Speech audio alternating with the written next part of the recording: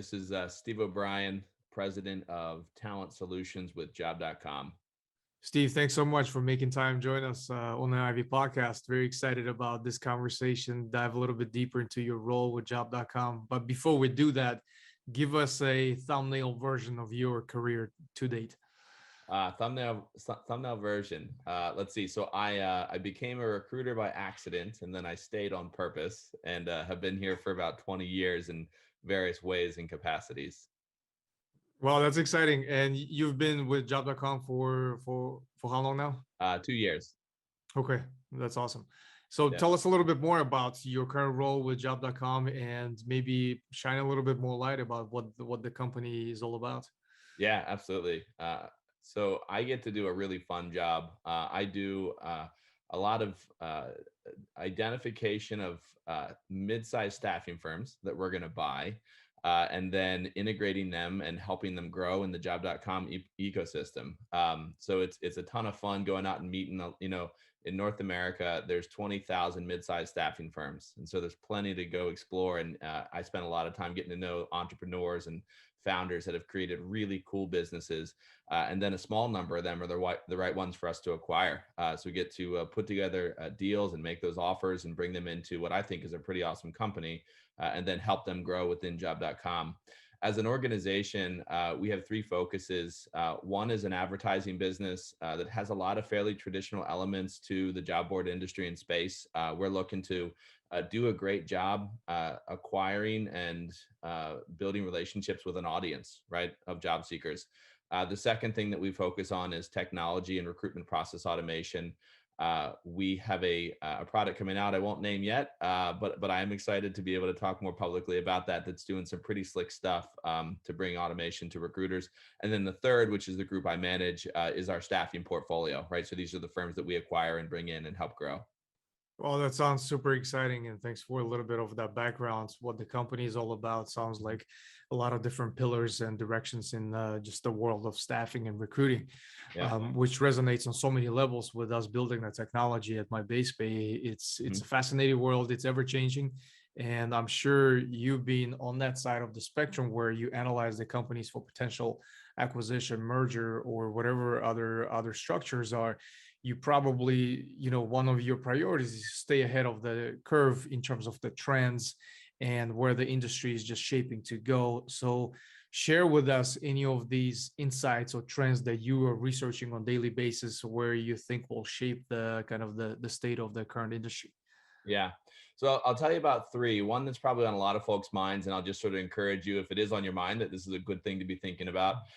One that I don't know we're doing a lot of talking about in the industry, and then the last one is one that I think is kind of unique to Job.com. So the first thing that we're spending a lot of time developing and making sure that we've got great user experiences designed for is asynchronous communication and interactions on process steps that don't really require influence or recruiters and candidates to necessarily sync up, right? And so, you don't need to be on the phone with somebody to schedule an interview, right, necessarily. And so being able to have that occur asynchronously is nice. When you apply for a job and you're going through some of the basic qualification, you might, work a second shift, or maybe you get off work at, 8 o'clock at night, and you'd like to know what are the basic screening questions that you're curious about from my background.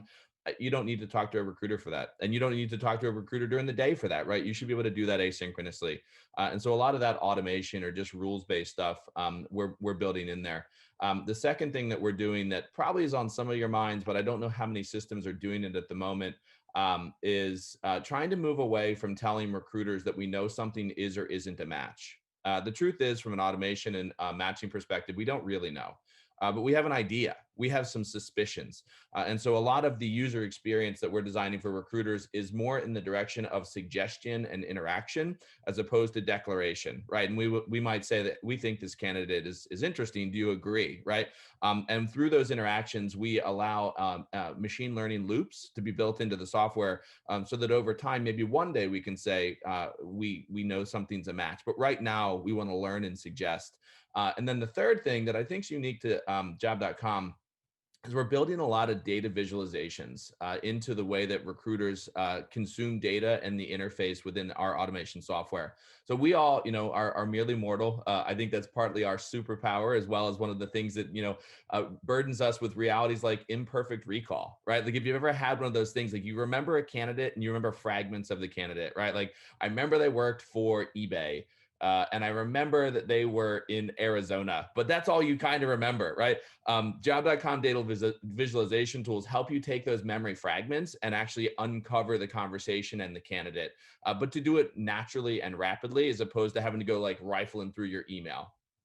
Well, that blows my mind because it resonates on so many levels with some of the technologies that, I'm very passionate about, starting from that self-service, solutions that really allow for to minimize that interaction, the day-to-day, what you've talked about, that can really be streamlined through automation, through algorithms, and basically looking at the data and the behavior of the users and basically build a solution that will kind of cater to that. Yeah. Those are very exciting trends, and I'm sure we can talk about that for the rest of the podcast episode. But Yeah.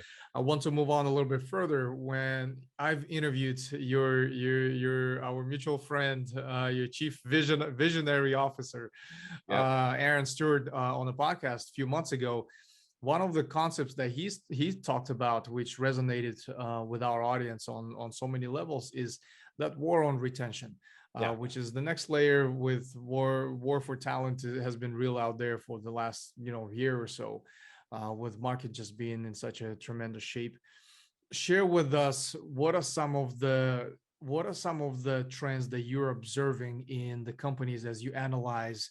You've mentioned mid-sized staffing firms. How are they adapting to the current conditions, and what are some of the things that more successful staffing companies are doing that really allows them to be, stay ahead of the curve? Yeah.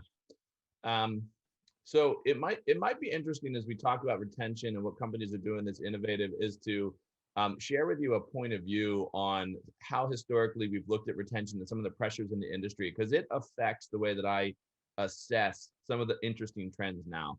So here's Steve's armchair point of view on major trends in retention. So back, when my dad's worked for the same company for 115 years, right? I mean, he's an old man. He's had a great career. But I mean, he's worked for one company his whole life, and his recommendation to me when I was younger was, go find a Packard Bell, right? Go find an AT&T, and just like get stuck in and climb the ranks, right? None of us that are currently navigating modern careers think that is really how things work anymore. But at the same time, back when those were the true expectations of a career, you also had other things like pensions, for example, right? And so if you went in and you put 40 years into a company, there was an interesting sort of post-career financial relationship. The whole employee-employer dynamic was different back then. Somewhere in the 80s, the percentage of companies that were launching or managing pensions had peaked and started to decline. And in the early 90s, we started asking ourselves, well, if we're not making these major financial commitments, how do we get people to stay? Right? It's a very practical level, right? Like now they feel like they need to take care of themselves in a way that they didn't when we had these pensions. And the academic literature in IO psychology started to begin poking in these terms, employee engagement, right? And so I'm the one that is suggesting that employee engagement is a sort of a predecessor to pensions, but I really think that there's a linkage between, okay, well, they're not staying because of the pension. How do we get them to stay because of the purpose or the engagement? And this led to, probably 15 to 20 years of trying to manage and construct what does employee engagement mean and what does it drive? Well, one of the things that it drives is discretionary effort. And that's a pretty stable outcome of research within employee engagement, is engaged employees work harder and are more willing to give extra time and effort, right? It's pretty intuitive, but it also shows up in the research. Well, with discretionary effort also, ironically, comes increased expectations, right? What do you want when you do better at your job? Recognition, money, promotion, advancement opportunities. And so this created a follow-on problem to employee engagement, which is, okay, if we engage our employees, we do get discretionary effort. They do become more sticky, but they also want more, right? Which leads to some of the modern trends in retention that I think are super interesting, is looking at retention as career management and mobility, and not just like, hey, do you love the company, or let me give you a cool swag bag. That matters, right? I don't want to diminish little things like a boss that sends you a $25 gift card to show you that he cares. Like, that's nice, and we want that. But we also want to know, how am I going to navigate my career and the balance between my concrete contributions and my curiosities and desire to explore. The companies that are really understanding those needs and designing processes, internal mobility programs, and bringing together talent management and talent acquisition to enable employees to have that experience within the four walls of their company, they're increasing retention. There's a lot of value when you figure that out as well. Average tenure within a company, if you're under the age of 35, is under 2 years, right? If you can figure out how to get people to stay, there's a big reward for companies that get that right. Yeah, absolutely. Couldn't agree more with you on the engagement side of the equation. And I've had my great share of bad and great leaders when I was in the corporate environment, and those that really helped me grow and those have really been instrumental in my success. I've noticed one pattern that they are genuinely interested, invested in your success as an individual, as a Yeah, professional. And they continuously, it's an ongoing conversation from a standpoint of where do you want to go, where do you want to grow, and let me help you get there, and in the process yeah, help me with what I need, I guess, your strengths to contribute to my teams. And I'm a strong believer in that, in the sense that it can be just on the surface for you just to be in a one-on-one meeting with your employee and just ask, okay, what are some of your goals. There's got to be a path, there's got to be a career ladder in terms of where is it that your teammates want to go. yeah. This is a revolution in my mind as well, John, in leadership and leadership philosophy. So I've had two major experiences that have transformatively changed the way I look at leadership and my role with my staff. Many of us have probably gone through these if you have employees, because I do think they're typical patterns. When I first became a manager, what I did, and some of you listening may be able to relate to this, is I thought management was externalizing to all of my staff my internal monologue, right? The way I talk to myself, now I'm going to talk to other people.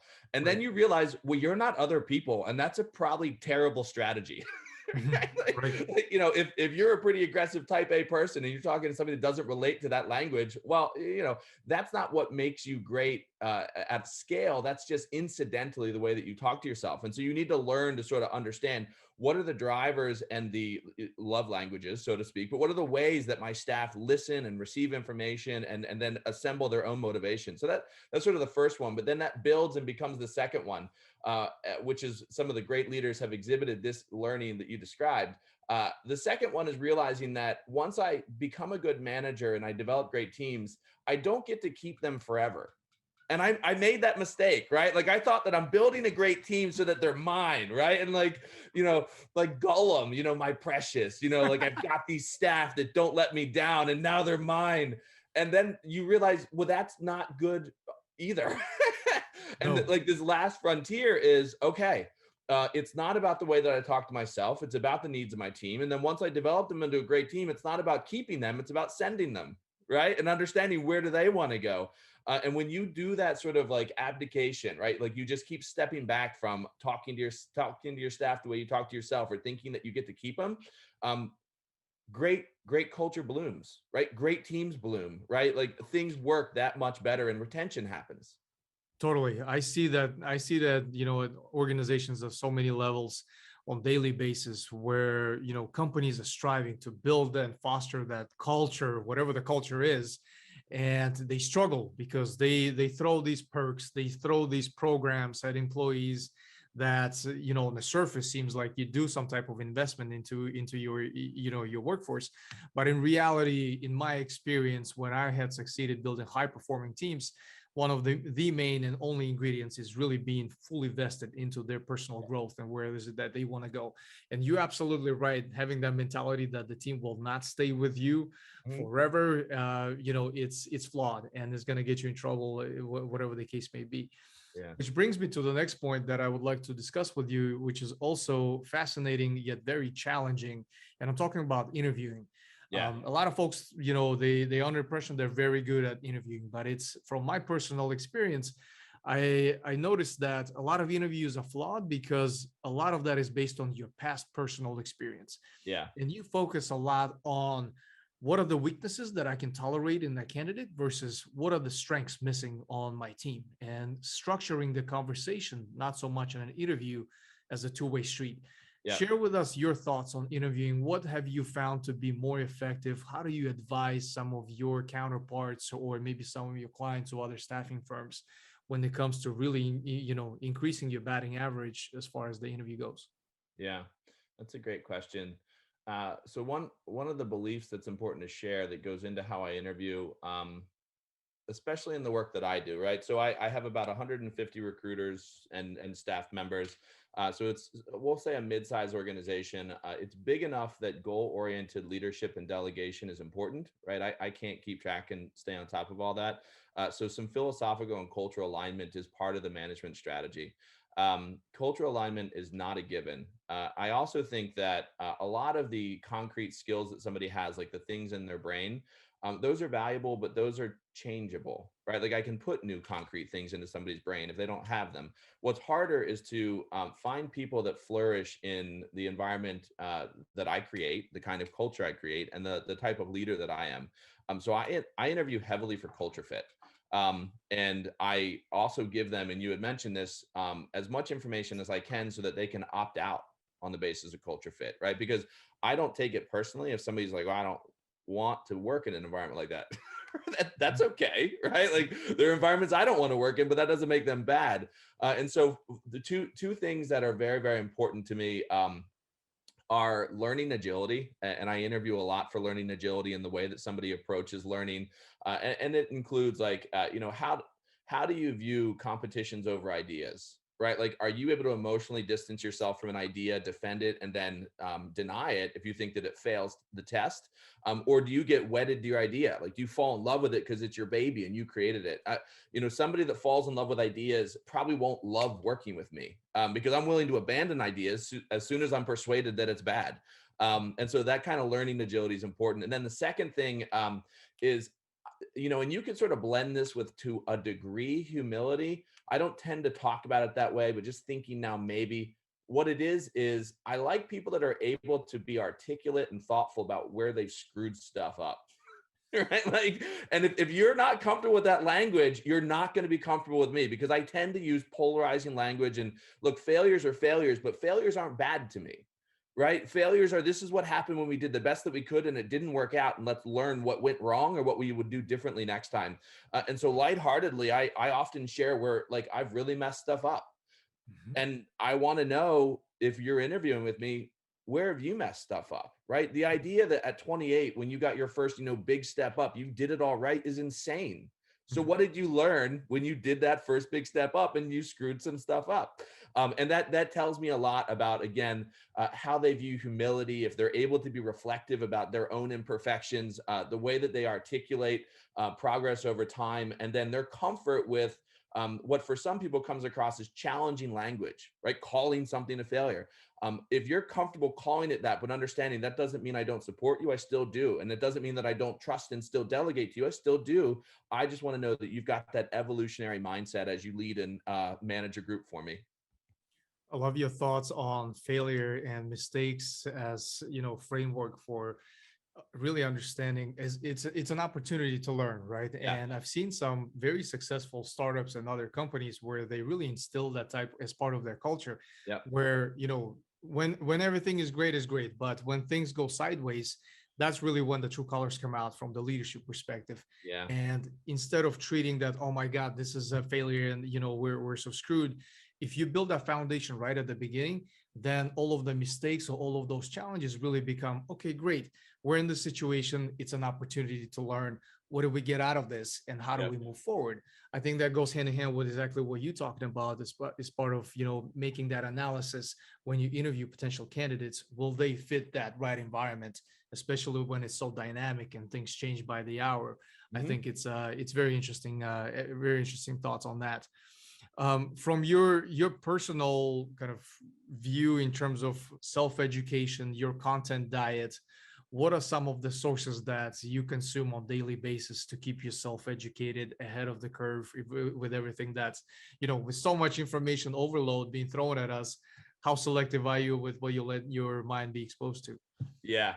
Um, so that's interesting. So on some levels, I'm extremely selective, and I'll share what's right for me. I'm not selling this to somebody else.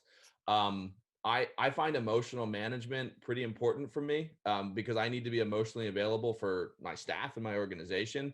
And so if I've got stuff coming into my head that, makes me believe that, everything is terrible or the world's falling apart, um, I can't be helpful to anybody. So I am very selective and limited with like the news, right? I think maybe that doesn't surprise anybody, but like I don't try and consume a lot of it because these days, at least in my estimation, the news is sort of oriented towards a fairly small set of goals to make you sad or angry or outraged, right? And like if they can get you into one of those emotional states, they feel like they won, and those are emotional states that I just don't perform well in. So I'm very selective on that front. Now that said, I do consume a fair bit of content. I like so I consume a lot of YouTube. Probably other people do too. I am amazed at the quality of content and the level of thought that you can find. And there's some stuff. For example, there's a guy named Lex Friedman, who does a lot of sort of contemporary conversations, but he's an AI scientist at MIT. And that's just an intersection that I really enjoy. And he's got a very human lens on AI and the relationship that we have with technology, and being in the HRTA space, that's a lens I can really relate to. So I do listen to a fair bit of YouTube, and like Lex is a good example of like the kind of YouTube. And then I try and always have something that I'm reading that in some way is helping me out. So I think slow format content is also important. I learn differently when I read than when I listen. And so, a book, for example, rational this so it's right I just finished this. It's rational choice in an uncertain world, and it's some of the academic work by a professor and named Daniel Kahneman, and he does some really interesting stuff on decision theory and decision making, which for me, when I'm designing software and trying to design experiences for recruiters in technical systems, being able to apply some of the research on how they think and make decisions helps me write better software. That's a great recommendation. I'm pretty sure you've either read or it's on your radar, the Thinking Fast and Slow Yeah. by him, which is a very fascinating read. I relate to that on, almost on daily basis with how decision making basically is processed. Um, to go to, the other side of the spectrum, at the beginning you've mentioned as part of the business model for Job.com is through mergers and acquisitions of Yeah. the mid-sized staffing firms. So for when I hear that, it brings a lot of memories when I was part of the Fortune 500 companies and we would acquire an organization, and it's a process, and it's also a challenge when it comes to integration. Yeah. Not only from the system perspective, which I think is relatively simple when it comes to the people integration and making the part of the culture. Share some thoughts with us from that perspective. How do you succeed in that space? What are some of the frameworks and strategies that really help you smooth out that transition and making sure that it really does not impact the culture at large? Yeah. Well, so here's a no-brainer, but I'll mention it for the avoidance of doubt. Your M&A and integration strategy has to match what you're buying, right? The kind of firm that you're buying.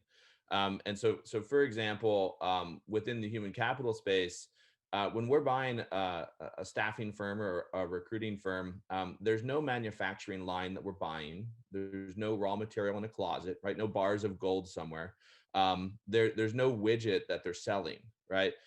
You're buying, and it's more solid than this, but lightheartedly, I'll say you're buying sort of an ineffable agreement of a group of people to do things in a certain way under a brand together at a certain price point and sales value communication strategy, right? Like it's mushy, right? And so if you have an integration strategy that doesn't put people and culture first, that's probably the wrong strategy for buying those kinds of businesses, right? Which doesn't mean it's the wrong strategy. It just doesn't apply to this, right? So the first is make sure that your strategy matches the business that you're buying. Now, the businesses that I'm buying are, as I described, these human capital organizations. Given that, I spend an extraordinary amount of time in the first probably 90 to 120 days just listening and learning, right? Like, how do you describe things? How do you think about your business?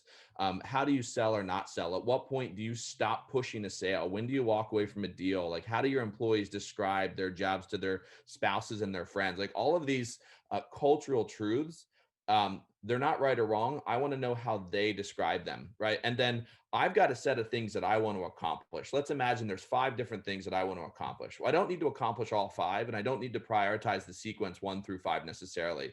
And so as I'm getting to know the company, I'm going to start matching natural inertia in the business and natural beliefs in the business to these 5 goals, right? And that allows me to then come alongside the acquisition and set targets together, and have the acquisition experience be much more collaborative and much less sort of here, I'm going to tell you now how to think about things, which just, sort of destroys morale and self-confidence and culture, which you can't afford to do if that's sort of what you're buying is morale, self-confidence, and culture. Right, absolutely. And as you spend a lot of time, with prospect companies, with a lot of the staffing firms, Mhm. looking into Steve O'Brien's personal crystal ball in terms of the evolution of the role of the staffing company moving Yeah. forward, where do you see the staffing companies evolve to, or maybe you wish the staffing industry and the staffing companies will mold or evolve into? What are some of the thoughts around there? Yeah. So some of this will probably be intuitive to listeners, and so I recognize I'm not the first to say this, but on the perm placement side, there's continuous pressure as internal TA functions get more and more effective, and technology enables them to be more and more effective. And so on the perm placement side, we're looking to do a lot more culture and assessment work to be able to describe at a higher level what fit means, right? And what does it mean to be successful in your organization? Because if you're going to pay 25 to 35%, the days of we do that just because it's hard to find this talent, they're sort of numbered in a sense, right? So on the perm side, where are the areas that we're going to add value? On the contract side, we're working very hard to begin building and bringing together employee experiences that are not wholly distinct if you're a contractor or a full-time employee, right? And some organizations refer to this as total talent. Some people refer to it just as being decent at talent acquisition, right? But at the end of the day, whether you have a contractor badge or an FTE badge, your employee value proposition really shouldn't be that different, right? And so partnering with companies to bring those experiences together. And then on the RPO side, or the recruitment process outsourcing side, for probably the last as long as 3 years, but it really became unavoidably obvious in the last 2 years. RPO is not only recruitment process outsourcing now, but it is a adjacent partner to internal TA capabilities, doing projects and augmenting internal competencies, right? And so in the businesses that I run now, and in a lot that I'm looking at, the amount of project and supplementary strategic partnership work as opposed to whole outsourcing that's going on is higher than I've ever seen it. And I've been doing this for an RPO over 15 years. So with the you have a decent sized team under you. You've mentioned between 100 and 150 folks, I believe. And with integration and the continuous need for that improvement and innovation cycles, there's got to be one of the top players is building and fostering that culture of innovation at your organization. What are some of the strategies and practical recommendations that you can provide when it comes to really building and fostering that environment for people to continuously innovate, experiment, and look at ways to do things better? Yeah. So I guess I'll give you 3 ideas. And the first one begins with a belief I have, and certainly something I try and instill culturally, is that innovation is not self-justifying, right? Like we sometimes talk about innovation, like go innovate, as if it's like self-justifying, like love your child, right? Like love your child is self-justifying. Yes, do that, right? Innovation is not love your child. You're trying to accomplish something, right? You're trying to build a capability for somebody that they don't have now, or you're trying to remove friction in a process that currently is there, right? So make sure that when you talk about innovation, not that we want to innovate, but that we want to do something else, and innovation is going to help facilitate that. So that's the first thing, is innovate by letting go of the idea that innovation is just self-justifying. And then the second thing is provide time and space for real discovery and experimentation to occur, right? If you want innovation to be a part of your culture, you have to not be operating on the lowest rungs of Maslow's hierarchy of needs, right? Like, and that's a bit of an analogy, but like if everybody is concerned about scarcity and safety and trying to not have to work 65 hours again this week, You know, when they're, you know where their mind is? Their mind is in fight or flight, right? Their mind is not in like empathizing and laterally thinking about how can we do something better. It's about self-protection. And so don't go to a company or a group of folks and say, well, on top of working 65 hours a week, I want you to think laterally and non-linearly and empathetically, right? Like it's not going to happen. Um, and then the third thing is, in addition to having a functional goal, there needs to be some kind of economic relief, right? Because again, like it's not self-justifying. So, in what way can we figure out how to pull a business case together so that this makes sense? And how do we make sure that all of our staff that are involved in this innovative exploration understand that, like, we Job.com is not a nonprofit, and most of the companies that we work for are not nonprofits. And so we've also got to figure out whether we're private or public, our investors or our board, like somebody's looking for evidence of progress and then a return, right? And so, you know, innovation doesn't mean you know, I need to find a way to increase margins by 5%, but there needs to be some economic discipline that also is tied to this investment in time and technology that drives what ultimately becomes the headline, you know, Job.com innovates, right? I love those three categories that you had defined from the innovation standpoint. As when I interviewed a CTO of L'Oreal, he mentioned something that goes within the lines of necessity is the mother of invention. Yep. Where at the end of the day, looking at innovation, not necessarily something that's grandiose and transformational and disruptive.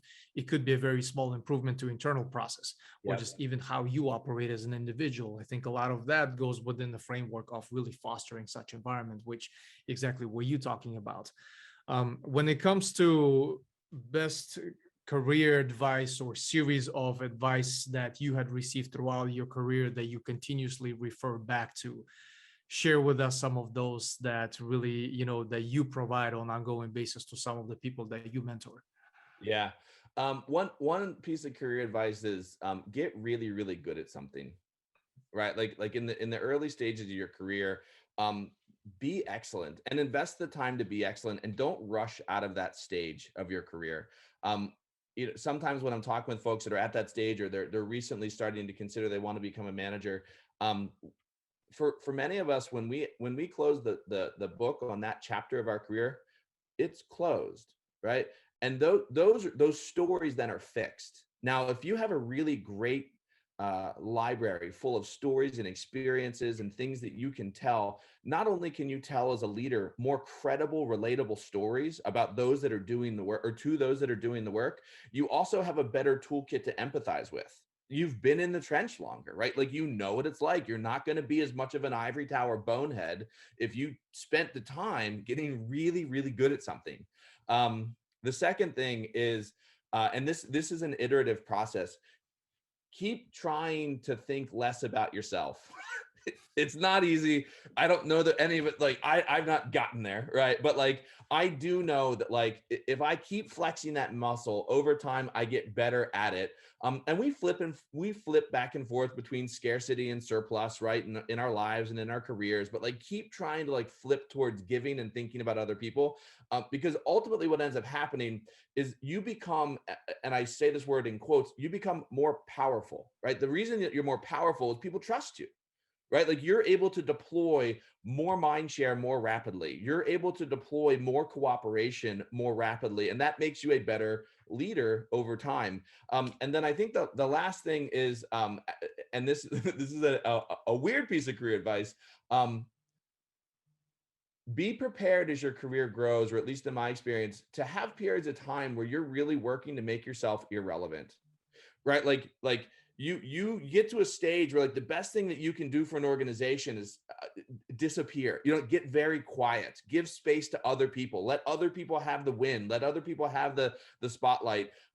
Be quiet and be patient. And like I've had periods where, like, you know, my wife observes, you know, what I'm doing at work, and she's like, do you do anything? You know, I'm like, I do. And right now I'm working very hard to be quiet, you know, to give others space. So I guess those are three different thoughts that you know, at least true for my career. The last one especially definitely stands out, and it goes hand in hand with something that I definitely truly believe in when it comes to leadership. Is your job as a leader to make yourself obsolete. If Mhm. you can create an environment where others are successful on their own, they don't need that hierarchy, they don't need that decision making, priority or abilities for you to make something, on their behalf. Yep. I think that's powerful. I think that's a great characteristic of exceptional leaders who are able to take a step back and completely to the sidelines and let the team flourish. I think that's super powerful. In terms of, to the extent that you can share, what's next for job.com? Where are you taking the company? Where would you like to be? Yeah.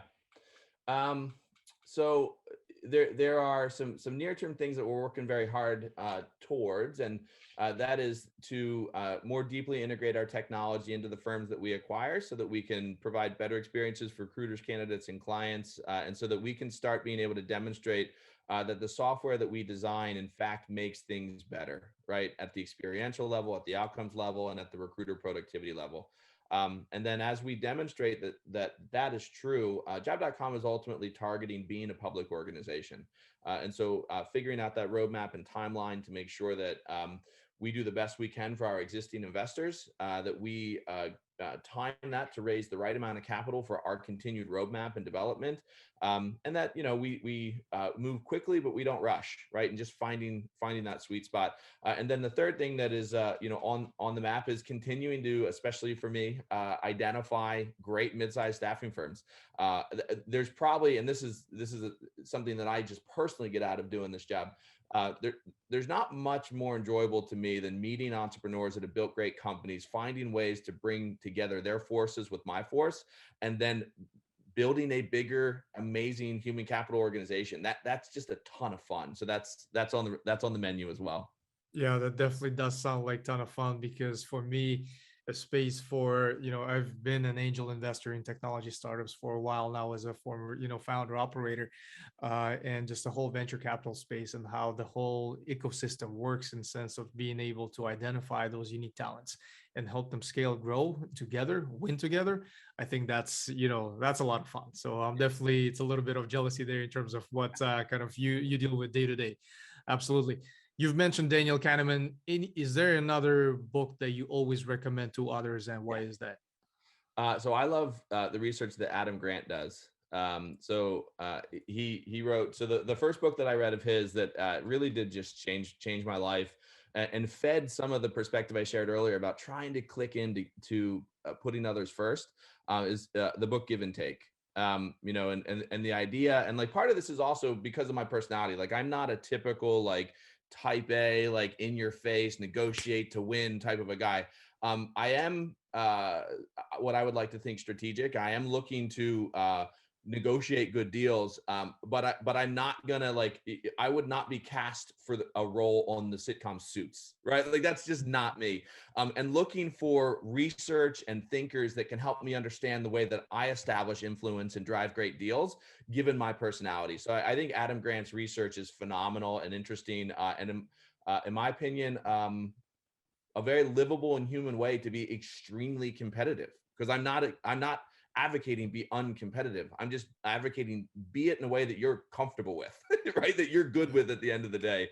So Adam Grant's another one. And then I wanted to mention to the listeners one other book that had an unusual effect on me, the Count of Monte Cristo, all 1,500 pages of it, right? Like if you can find your way through it, the Count of Monte Cristo really transformed my point of view. And I get that it's fiction. I know that anybody's like, it's a story. I get it.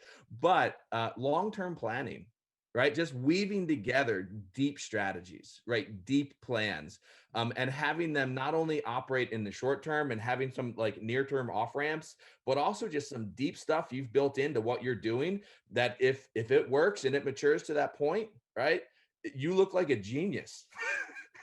Yeah, Right? Like how long ago did you start planning this? Like 7 years. You know what I mean? Like yeah. that kind of stuff is just really cool as well, and that affected me dramatically.